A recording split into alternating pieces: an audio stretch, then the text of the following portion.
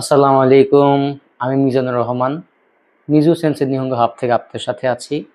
তো আজকে আমরা আলোচনা করব জাপানিজ ভিসা, এসএসডব্লিউ ভিসাতে ইন্টারভিউতে ঠিক কী কী প্রশ্ন করা হয় এবং ৫-৬টি প্রশ্ন নিয়ে আমরা বিস্তারিত আলোচনা করার চেষ্টা করব।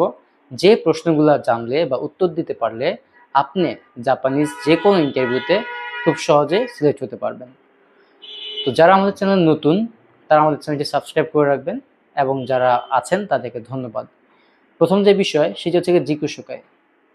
আমরা জিজ্ঞাসুকায় বলি কিন্তু আমরা অনেক লম্বা করে ফেলি।